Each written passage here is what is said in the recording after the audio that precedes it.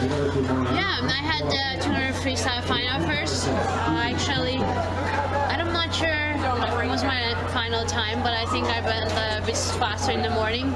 Actually, I felt a little bit cold this afternoon. I think that was a little bit challenging for everyone, but this is why I like to go to these meets, and it's not the perfect conditions, but I think we always learn from it.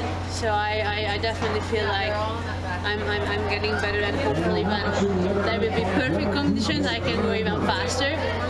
And then I had the 400 IM final, which the time I'm pretty happy with for now. We are coming up from pretty hard training, so I think it's a good time for now. Nice. Where were you training?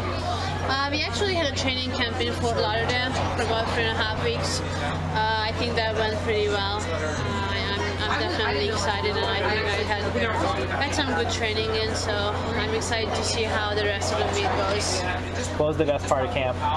The best part of the camp, usually about the weekends, when we went parasailing, snorkeling, all that kind of stuff, and I actually felt like kind of a vacation, even though I felt like looking back, I did really hard training, but when we had time, I had a lot of fun, so it was kind of refreshing. So tonight in the 200 free, we asked Katie how she felt going in, if she was nervous at all. Do you feel nervous racing like an 18-year-old girl going into the race? Honestly, I don't think anyone is really thinking about it when we go into the final. For me, because I'm 25, I don't feel different, so I definitely like to race her. I like to get up and try my hardest, and just pushing each other. I think that's what it's all about, and I definitely had fun. And of course, she's a tough competition, and she's a freestyler, so I'm looking forward to tomorrow as well.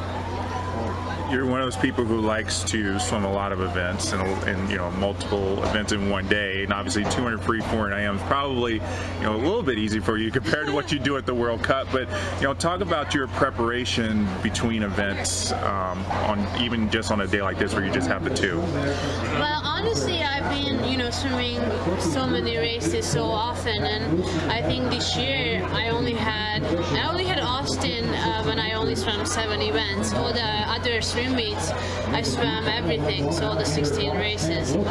So for me, going into the 4 IM after 2 free, it's like I'm fresh. If I have 40 minutes between, I don't feel like I had any difference or any kind of effect that I had in the race before. I feel like I definitely got my body used to it.